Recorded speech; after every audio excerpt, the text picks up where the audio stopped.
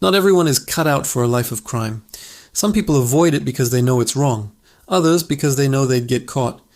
And then there's a third group. People who try to be criminals but are so bad at it that they almost seem like characters from a comedy sketch. Today, we're counting down 10 of the dumbest criminals in the world. Real people who tried, failed, and made history for all the wrong reasons. Stay until the end, because the number one disguise on this list is so ridiculous it's almost impossible to believe it actually happened. Number 10. The deaf robber who couldn't hear the alarm. Berlin, 1995. A man named Klaus Schmidt walks into a bank carrying a pistol. He demands money. The classic start to a heist story. But something seems off. The tellers notice he's acting strangely, not reacting to noises, not even looking up when they speak. One clerk, suspicious, asks him, "Do you need a bag for the money?" Schmidt yells back, "You're damn right it's a real gun." That's when it clicks. Klaus Schmidt is completely deaf, so the employees trigger the alarm, a blaring, ear-piercing siren that fills the entire bank. Everyone flinches, except Schmidt. He just stands there, calm as ever, threatening the staff, completely unaware that the entire police force is on its way. When officers arrive, they find him still holding the gun, waiting patiently. He's arrested without a fight, but the story doesn't end there. Schmidt later tried to sue the bank, claiming they exploited his disability. He lost the case, obviously. Number 9. Free beer sting. Operation Derbyshire, England, 2011. The local police were tired of chasing small-time fugitives, so they decided to invite them in instead. They sent letters to wanted criminals saying they had won a free crate of beer. All they had to do was call a number and schedule a pickup. 19 men couldn't resist. They phoned in, excited to collect their prize. But when they showed up, there was no beer. Just police officers waiting to arrest them.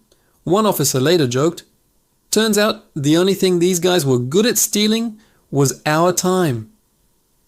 Sometimes, the simplest traps are the best. Number 8. The robber who left his phone number. Chicago, 2008. 18-year-old Ruben Zarate walks into a muffler shop with a gun, demanding cash. But there's a problem. Most of the money is in the safe, and only the manager knows the combination. Unfortunately for Ruben, the manager isn't there. So he decides to come back later. Before leaving, he hands his phone number to the employees. When the manager gets back, he says, "Call me." They do call, but first they call the police. Officers arrive, set up a trap, and tell the employees to make the call. Ruben shows up, gun in hand, ready for round 2. This time the shop is surrounded by police. After a brief shootout, he's arrested. Moral of the story, never give your number to a place you're robbing. They will call you back, just not for the reason you want. Number 7. The robber who left his birth certificate, Boston, Massachusetts. A thief snatches a woman's wallet, $40 cash, and her ID. But during the scuffle, he drops 2 bags of his own. Inside, his birth certificate. And just in case that wasn't enough, a letter from his mother, complete with his full name and address. Police didn't have to do much detective work. The suspect, Zachary Tentoni, 26, tried to deny it later, but the victim immediately identified him. As one officer dryly put it, sometimes the evidence just delivers itself. Number 6. The Donkey Getaway, Colombia. 3 thieves steal food and bottles of rum from a small convenience store.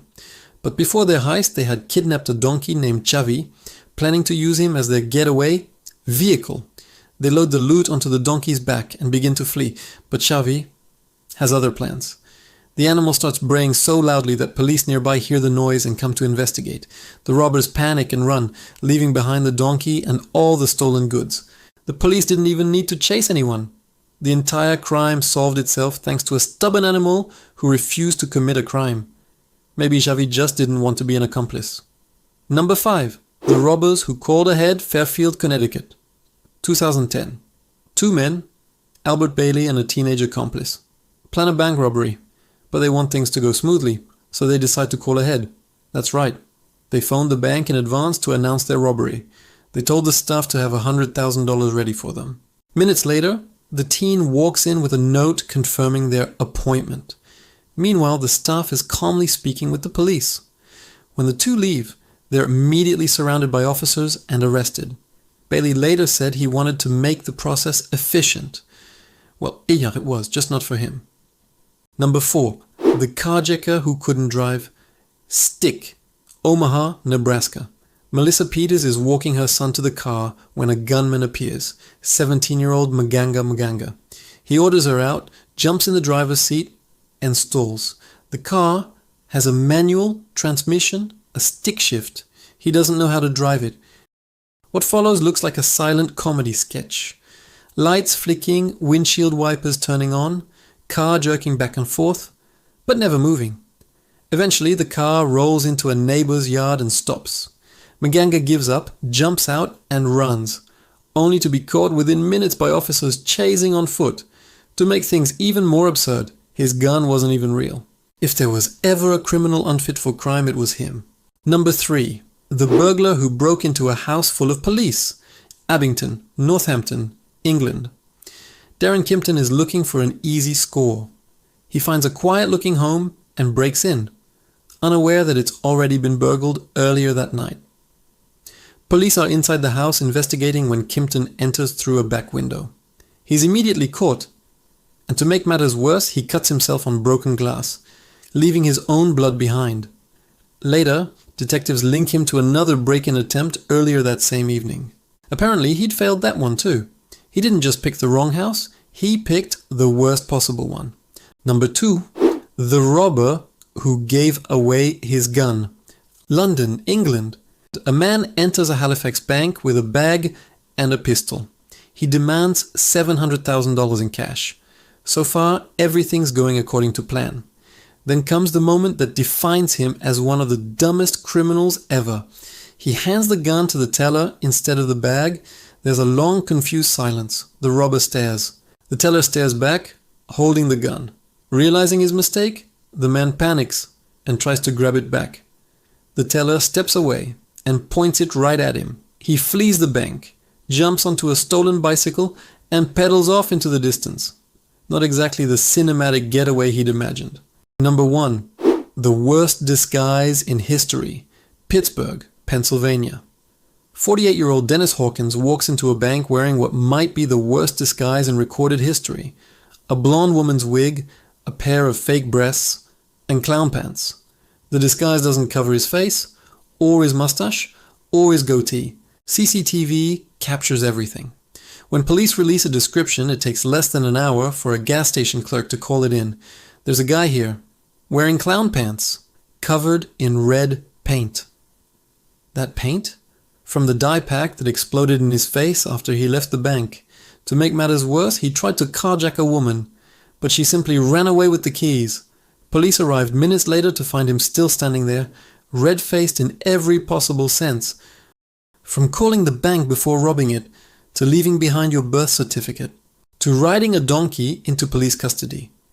These stories remind us that not every criminal is a criminal mastermind. Sometimes the biggest threat to a robber's plan is the robber himself. But here's a question for you.